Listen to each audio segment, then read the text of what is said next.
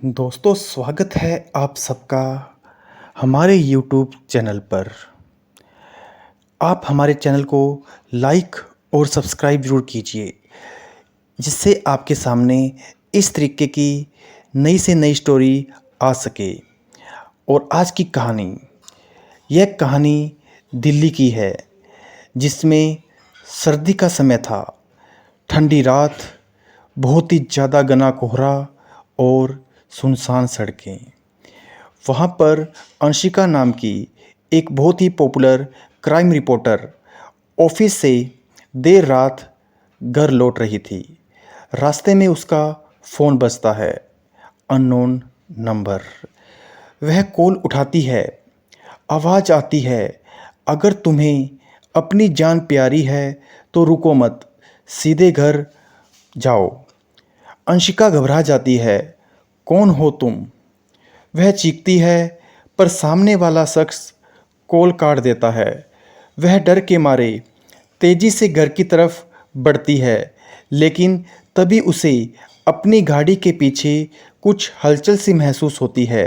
वह शीशे में देखती है, कोई आदमी हुड पहनकर खड़ा है। वह तुरंत ब्रेक लगाती है, गाड़ी से उतरती है। पीछे कोई नहीं होता। वह डर जाती है और अपने घर पहुंचती है। अगली सुबह अंशिका अपने ऑफिस पहुंचती है और वह अपने सीनियर को रात की पूरी कहानी बताती है। सीनियर पहले तो हंसता है और फिर गंभीर हो जाता है जब अंशिका कहती है, कॉल करने वाले ने मेरे पुराने केस का नाम लिया था, द रॉयल मर्डर, जो 3 साल पहले बंद हो चुका है।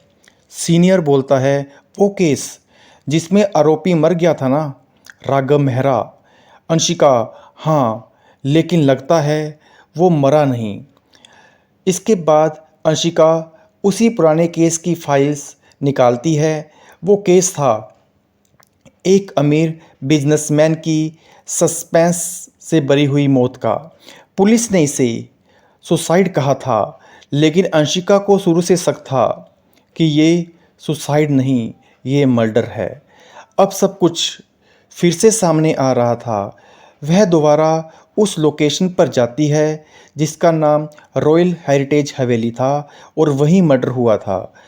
अब वह वहाँ जाकर देखती है, वह जगह बिल्कुल वीरान होती है, लेकिन वहाँ उसे एक नोट पत्र मिलता है।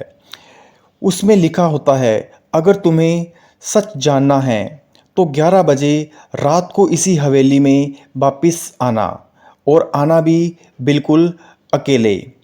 रात होती है, अंशिका हवेली जाती है, हाथ में टॉर्च और साथ में रिकॉर्डर लेकर। जैसे ही वह अंदर जाती है, दरवाज़ा ऑटोमेटिक बंद हो जाता है। उसे कोई स्टेयर्स पर चलता सुनाई देता है। वह ऊपर जाती है और सामने आता है वही शख्स जो उससे पहले दिखाई देता है।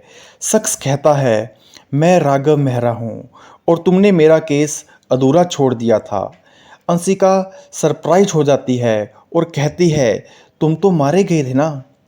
उसके बाद राघव बोलता है, नहीं, मैं मरा नहीं था, मुझे मरा दिखाया गया ताकि असली कातिल बच सके, और वो कोई और नहीं, तुम्हारे ऑफिस का सीनियर था जिसका नाम था रोहित। अब अंशिका चौंक जाती है और अपने रिकॉर्डर में वह सब कुछ रिकॉर्ड करती है। और अंशिका ने अब ठान लिया था कि उसे वह लाइव न्यूज़ में दिखाएगी, और अगली ही सुबह वह उसे न्यूज़ में दिखा देती है। रोहित गिरफ्तार होता है, राघव निर्दोष साबित होता है। पर कहानी यहाँ ख़त्म नहीं होती, क्योंकि उस रात के बाद अंशिका को फिर एक कॉल आता है, एक और केस है, तुम्हारे जीवन का सबसे खतरनाक केस। तो सस्पेंस से भरी हुई ये कहानी थी, आखिरी कॉल। आई होप आपको हमारी ये कहानी अच्छी लगी होगी।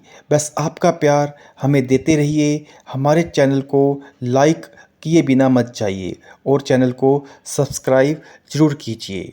धन्यवाद।